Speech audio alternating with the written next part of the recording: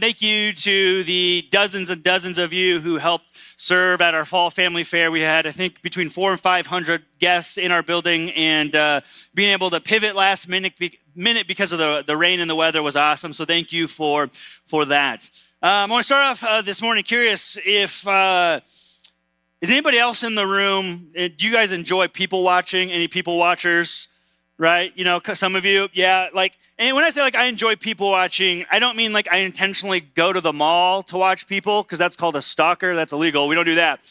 But when I'm, if we're traveling, we're at the airport, I like to just sit back. I oftentimes, just me being transparent, I'll pretend I'm reading, but then I keep my eye above the book, and I'll kind of watch and just kind of see how people act. And one of the things I've noticed over my years of people watching is being able to quickly identify how new a set of parents are by what I call the pacifier test. And so if you're out in public and a kid drops a pacifier, just watch how the parents respond, and it'll tell you everything you need to know if this is kid 1, 2, or 7.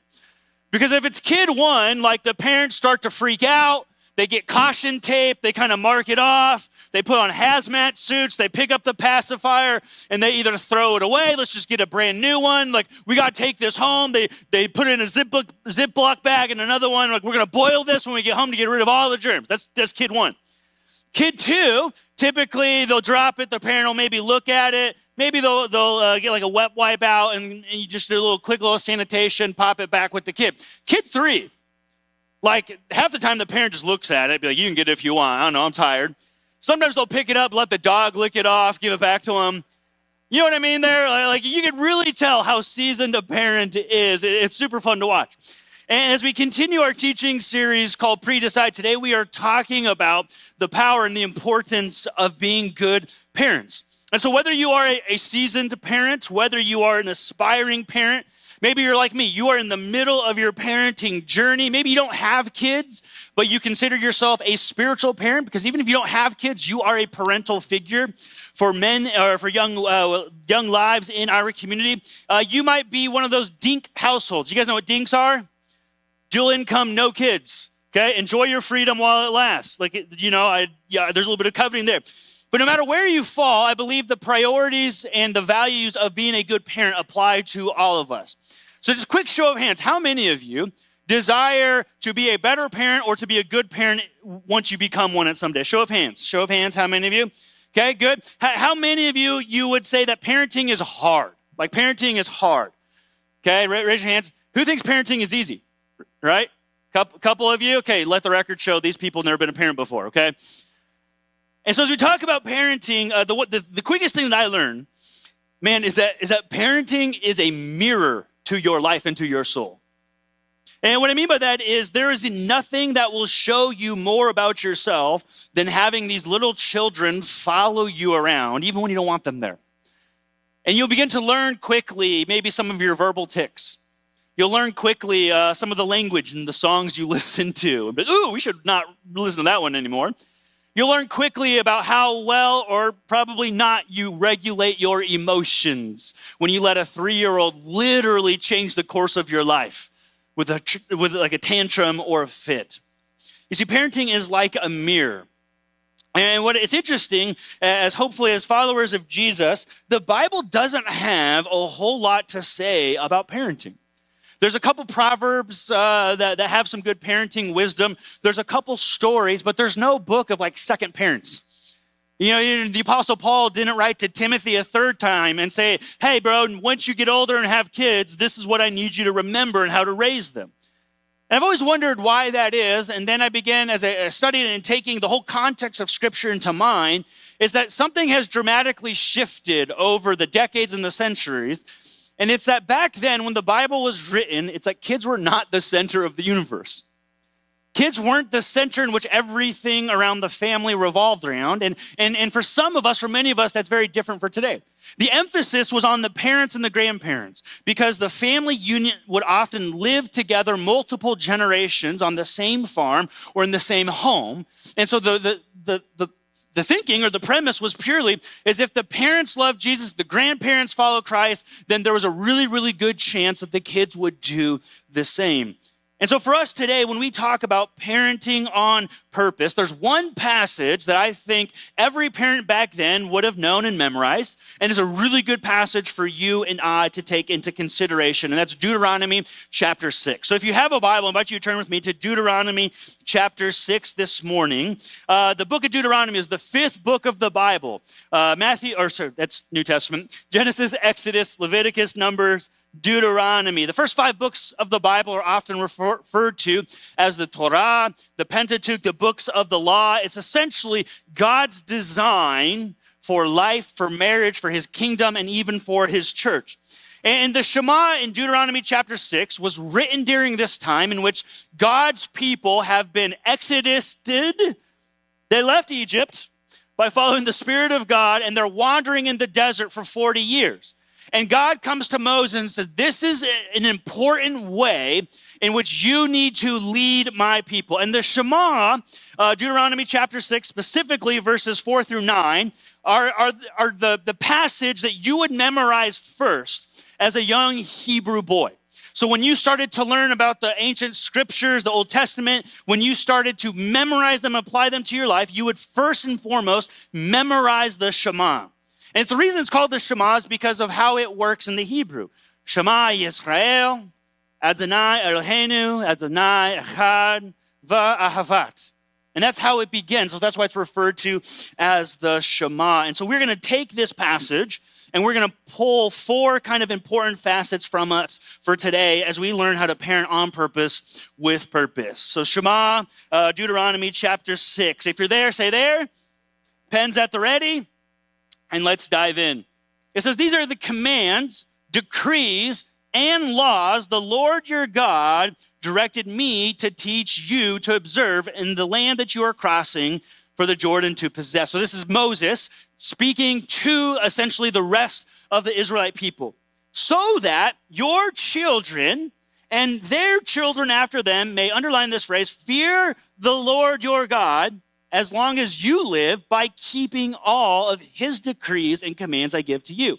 And so that you may enjoy long life. Don't we like that? I want to enjoy a long life. I assume you do too. So hear Israel, and be careful to obey. Underline that phrase, careful to obey, so that it might go well with you and that you may increase greatly in a land flowing with milk and honey, just as the Lord, the God of your ancestors, promised you. The land flowing with milk and honey, oftentimes referred to as the promised land. So here's where the Shema starts. Hear, O Israel, the Lord our God, the Lord is one. Love the Lord your God with all your heart and with all your strength and all your soul. Sounds very familiar with Jesus. It was the greatest commandment. Love the Lord your God with all your heart, soul, mind, and strength. These commands that I give you today are to be on your hearts. Underline the word your, on your hearts. And then highlight this next word in verse 7. Impress them on your children. Talk about them when you sit at home and when you walk along the road and when you lie down and when you get up. Tie them as symbols on your hands and bind them on your foreheads. Write them on the door frames of your houses and on your gates. Skip with me to verse 20. It says, so in the future, when your son asks you, what is the meaning of the stipulations, the decrees, the laws the Lord our God has commanded to you, then look at what it says. The answer to that is verse 24. The Lord commanded us to obey, there it is again, all these decrees to fear the Lord our God so that we might always prosper and be kept alive, as is the case today. I've got 4 thoughts, 4 keys to parenting on purpose with purpose. If you're taking notes, get ready for it. Here's number 1. Is parent your child for the road, not the road for your child. Verse 1, verse 3, verse 24, it speaks to this path they are on. They are wandering not quite aimlessly. They're following the Spirit of God by day in cloud, the Spirit of God by night with fire. But they don't really know where they're going to go until Joshua comes along after Moses passed and they enter into the promised land. And as they wander around on this road, they get attacked. There are things that they need to rely on outside of themselves. They are not certain for what comes next. But I have noticed a shift in recent years or decades is that we have oftentimes thought of it as our goal as parents to clear the road for our children. Now, I think that's oftentimes comes with good intentions, but I think it's also at the same time has had hazardous results. I think it's resulted in things at times such as helicopter parents, participation trophies, which I think are just absolutely stupid. Lawnmower parents, as someone described it to me, where you are clearing the path for your kids to follow. Again, good intentions, but I think sometimes it might have hazardous results in the long game. In fact, I was talking to a guy from church who owns a business. We were having coffee or having lunch, and I was asking him how things were going. He said, dude, I had the weirdest experience this week. I said, yeah, what do you guys do? He said, so I've got this employee. They're about 30 years old, and they were kind of struggling, and so I had to kind of bring them in and put them on a PIP, a performance improvement plan. And then the next day, I got a call from their mom. And I was like, wait, what? And he's like, yeah, this 30-year-old employee called their mom, complained. Then their mom thought it would be wise to call me and say, I think you're being a little too harsh on my kid. This is real, y'all. This is real. That is a failure to prepare your kid for the road, and instead you are fixated on clearing the road for your kid. That's why the Proverbs says in Proverbs chapter 2, or 22, verse 6, says, start your children off on the way they should go, and even when they are old, they will not turn from it. It's a principle, maybe not quite a promise, because some of you have experienced that. But it's this idea, at some point, you will not be there. At some point, you want your kid to move out of the basement, get a job, maybe get married, move on with their lives, right?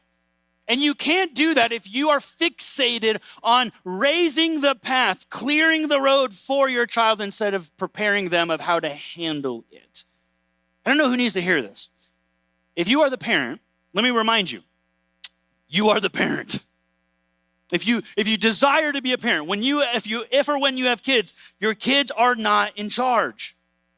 Your job, your role is not to parent them in agreement. Your job is to prepare them for the path, to be ready when you are no longer by their side. You know, this past Sunday at the Fall Family Fair, my family took a little bit of time. We went and got Smith Burger. Praise Jesus for Smith Burger. Goodness gracious, that is amazing stuff. Sweet potato tots with marshmallow sauce. What? Yeah, I got those. My kids didn't because I'm an adult and I can handle it. We sat down at the table, and I'm sitting next to my daughter Avery. She's 6. And I opened her little burger with fries, and I dad taxed it, so I took a couple fries out. And she looks at me, she goes, Dad, those are my fries. You can't have them. I was like, wait, what? Hold up.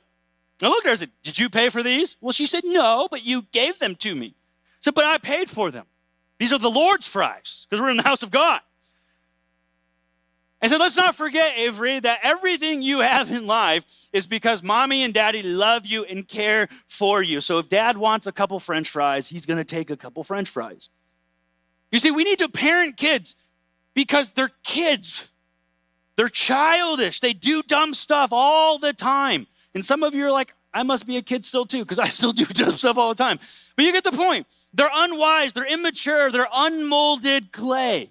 Like if you let a kid raise themselves, what would happen? Yeah, they're like, I don't know. This would be a good social experiment. But they would probably eat ice cream for all 3 meals. They would spend all of their money, if they ever found any, on sticky hands and, I don't know, baseball cards. And they would never shower ever again. Because for whatever reason, that is like acid on a kid's body, right? I don't really know. And so that's the thing, is we need to remember, it is our job to prepare them for those 18, 20-ish years in our household. And let me say this kind of gingerly, and I think sometimes with good intentions, we give our kids too much, too fast, with too much freedom. You see, foolish parents believe kids can handle freedoms that they aren't ready for. If you have a kid, maybe they're in middle school, high school, at some point they came to you with the desire to have a cell phone. And it's not wrong to give your child a cell phone. But when you think about the social media apps that are designed to create addiction, the predatory behavior that exists on certain online games, did you know that the average kid is 4 clicks away from pornography without even trying in today's digital world? And sometimes we just give them a tablet, give them a phone. I believe you, I trust you, have at it. That is a foolish, foolish form of parenting because they aren't ready for it yet. They haven't been prepared. Now, you can hear me. You can give your kid a phone. You can give them a tablet, but please have guardrails. Have screen time limits. Have 360 access. You don't owe it to them to provide them a device. You owe it to them to raise them, to protect their hearts and minds because they are yours to steward. Because who and what you allow your child to be exposed to will shape who and what they become most. So we have phrases like, show me your friends and I'll show you your future. We are the summation of the 5 people we surround ourselves with most. You know, I'm not saying you micromanage them forever, but please exercise wisdom in judgment. You are the parent. You can say no. It doesn't matter what the kid down the street or the kid in their class is doing because they are not your responsibility. Your child is. And so when you are parenting your child for the road, you must discipline them. And that means you will at times disappoint them. That probably also means you need to set guardrails when other parents do not. You might say, we're going to at times skip games, or we're going to skip practices, or we're going to skip that league, or we're going to do rec ball instead of travel ball because our priorities that we have and hold to as a family are molded and shaped different. That when you are playing the long game, you need to think of what your primary goal is. And if your primary goal, hear me when I say this, lean in, is if your primary goal, if you view your goal as a parent, is to get them to achieve something in life. I want them to get a scholarship, not a bad thing. I want them to play a sport in college, not a bad thing. I want them to go to a specific school, not a bad thing. But if all your parenting revolves around that road and getting them there, let me ask you this question. What happens if they don't achieve it? If all your money and all your time and all your values goes down that path because you have defined success as a thing. It's this school, it's this type of job, it's this type of team, and your kid doesn't get there, what happens then? Are they a failure? You're going to say, of course not. But have you given that impression? Does that mean you're a terrible parent if you set that up as success and they don't arrive there? Again, good intentions. Of course not. Because we need to be careful that our job and our role is to prepare them for the road, not clear the road for our children. And we prepare them for a life that lasts eternally, joyfully, as it says in the Shema, to live well in the house of God. Point number 2. Is that God is pursuing your child through you. Verses 2 and 3, I love how it starts. He says, all right, Moses, here it is. You guys landed in Egypt under oppression because you failed to follow and obey me. So I gave you over to them. I heard your cries. I honored you. Now I have relieved you. And he says, so now I'm giving you these commands. I'm giving you these decrees so that your children and your children's children may follow me. And you notice very clearly what God says to the people of God through Moses next. He says, so you obey the Lord. You love God. You must obey my commands. So arguably, the best thing that you can do as a parent is to relentlessly pursue Jesus yourself. Let me say that again. Is the best thing that you can do as a parent. If you want your child and then your grandchildren to know, to love, to follow Jesus, is for you to relentlessly pursue Jesus yourself. Did you know that God loves your child more than you do? He does. Do you know that he values them more than you do? He knows them more instinctively than you do, and yet he has chosen you to steward them for him. I remember the first time that reality of that responsibility sat in was the first time I held my son Jude in my hand. So this is about 8-ish years ago. It was about 6.5 weeks before my wife's due date for our son Jude. 3 or 4 days earlier, she got flown in a helicopter to Indianapolis. They were able to kind of slow down labor, kind of give her some steroids, and then we came back, and it was about 3 or 4 days later. I'm asleep on the couch. In the middle of the night, she wakes me up, and she's like, "It's go time." I'm like, all right. So we hop in. We're living in Danville at the time. And Danville, at their hospital, has a drop-off when it's in the middle of the night, and then parking's up top. So I zoom in. It was Civic Hybrid, so I lean in. And they come in and they wheel her in, and they're like, I was like, what do I do next? Like, I have no idea. Like, do I leave the car here? There's no valet or that type of stuff. And they're like, go park and then come back down through the store. So I was like, okay. So I, actually it was silent because it was less than 20 miles an hour. So just, all right. So I park, and then I'm like, I got my stuff. I got the go bags, and I'm running. And I get to this part where it's like a 20, 30-yard walkway down and around. And I was like, I don't got that kind of time, people. So I look around. It's the middle of the night. Of course, no one's there. I hurl myself over this fence. And then as I'm lowering down, I realize this is about a 10-foot drop. But we're committed. There's a black F-150 behind me. I hope the alarm system's not too good. I fling myself off, land on the hood of this truck, true story, make like Walker, Texas Ranger, do a barrel roll, dust myself off, walk into the hospital, right? And they saw it on video. They're like, that was amazing. I'm just kidding. It wasn't on video. And so I walk in, and they're like, she's in this room. So I walk into the room, and like she's already, like, it's go time. Like, she's already there, feet up, all that type of stuff. The doctor's like, all right, let's go, let's have, and stuff. First of all, men in the room, if you've never been in a birthing room, yeah. It's wild, man. Like, we didn't watch any videos or read any documentation. That was a trip. And so my son Jude is born 6.5 weeks early.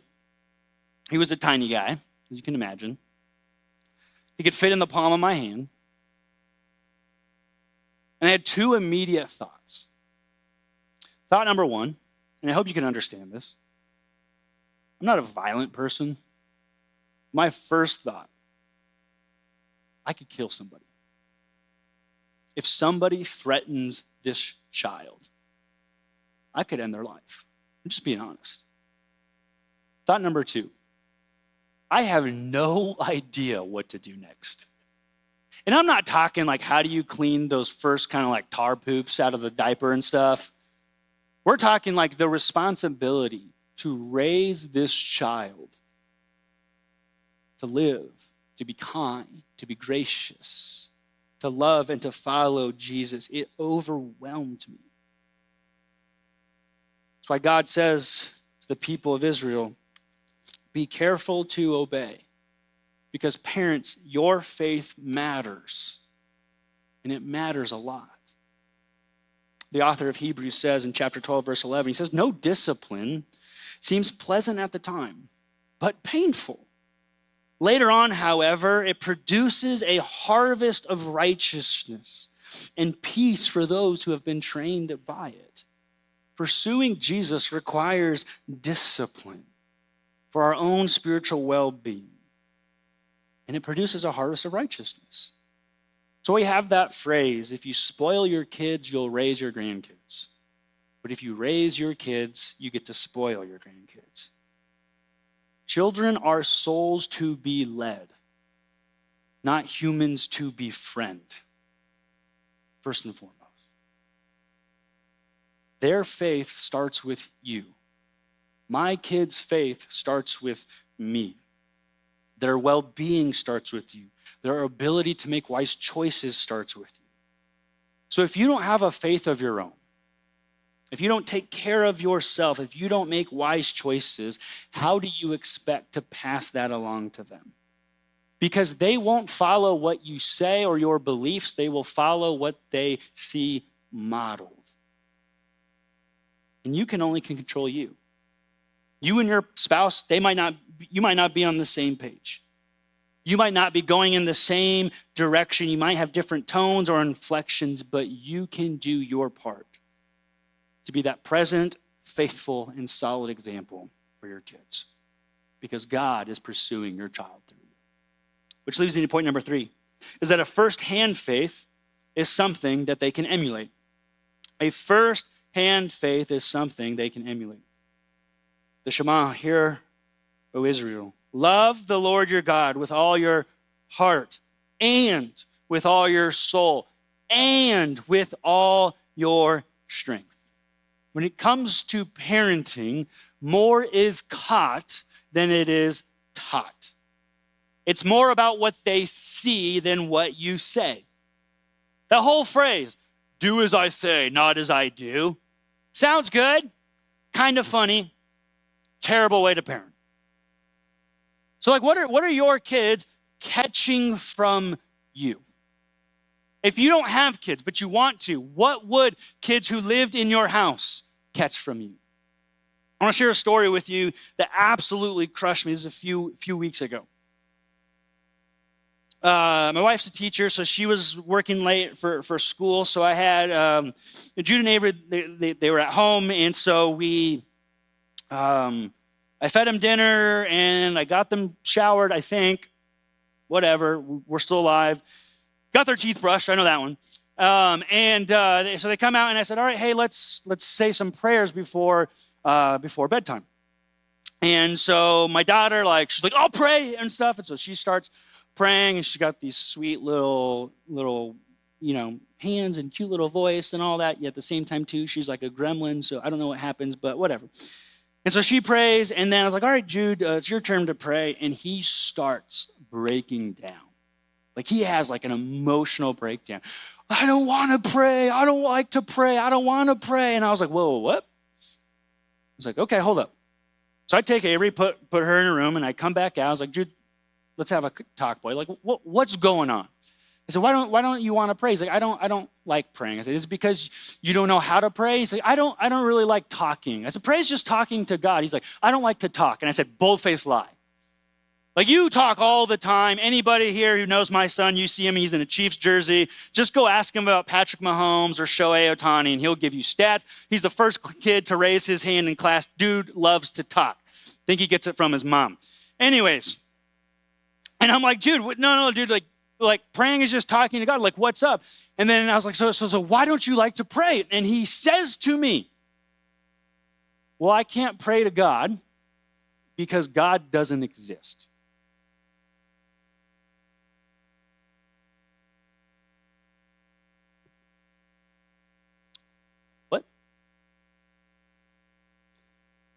I said, what do you mean God doesn't exist?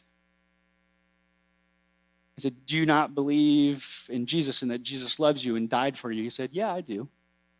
And he goes, we learned in Sunday school that God and Jesus are the same person. But if Jesus is real and I believe in Jesus, that means God can't also be real. So I don't know if anybody has a good way to explain the Trinity to an 8-year-old.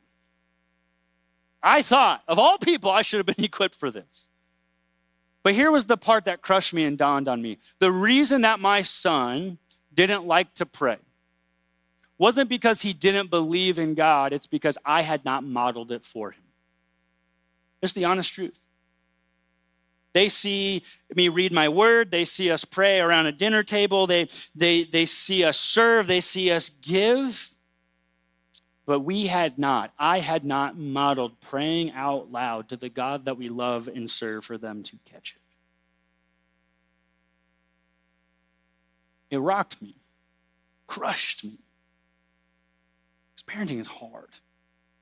Ephesians chapter 6, verse 4, love this passage. It's been stuck in my mind since that evening. It said, fathers, do not exasperate, do not frustrate your children. Instead, bring them up in the training and instruction of the Lord. I have yet to bring my son up in the training and instruction of prayer in the Lord. So let me ask you, do you have a firsthand faith that your kids can emulate? What are they catching from you? Do you read your Bible and do they see you do it? Do you pray? And do you lead them beyond just maybe those few words before a meal? Do your kids have the chance to even catch from you things like service or words of encouragement or generosity? Or do they catch more things like gossip, selfishness, materialism? When a mistake is made, what do they catch more? Grace, forgiveness, empathy, or do they catch blame, yelling, domineering, gaslighting, bitterness? What is it that your kids, or if there was a kid in your home, would be catching from you? I'm a firm believer that every family is one generation away from Jesus. One generation away from either following Jesus or one generation away from rejecting him. So what is the firsthand experience that you are giving to them about Jesus?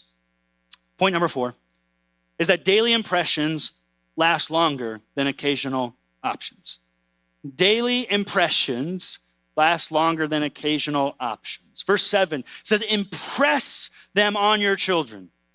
Talk about them when you walk along the road, in the morning and in the evening, write it on your foreheads and on the door frames. Like, it should be everywhere you go, daily, intentionally impressing on them who God is, who this God who loves them and cares for them and values them and is wonderfully and created them to be. You need to intentionally, daily, consistently be revealing to them the Jesus who died for their sins and wants to grant them a life of discipleship that lasts into eternity.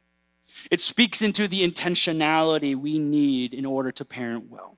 Proverbs chapter 3, verse 11, 12 says, my son, do not despise the Lord's discipline and do not resent his rebuke, because the Lord disciplines those he loves, and as a father, the son he delights in.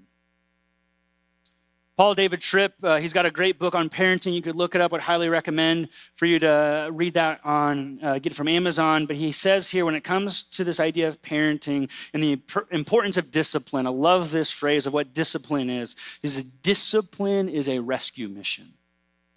That there is something wrong, there is something broken, and you are rescuing them to the way it ought to be. So I end with this. This is kind of a helpful kind of rule for us in our household. In a weird way, it's a helpful rule for our staff team, and it's this. It's celebrate what you want repeated. Discipline what you will not allow. Celebrate what you want repeated. Discipline what you will not allow. You need to impress on them. The word impress means to sharpen, to leave a mark. To impress like a wax seal. Leave a mark. Sharpen that knife. Talk about it daily. See it everywhere you go. But in order to keep something sharp, you have to keep sharpening it. Do you not? There's a whole parable that I heard of these two men. These two men were hired by a guy, and there's an entire forest, and they were tasked with cutting it down. And he said, your goal is to cut down one tree a day. And so both of these men would show up at the same time every day, and they would start hacking away.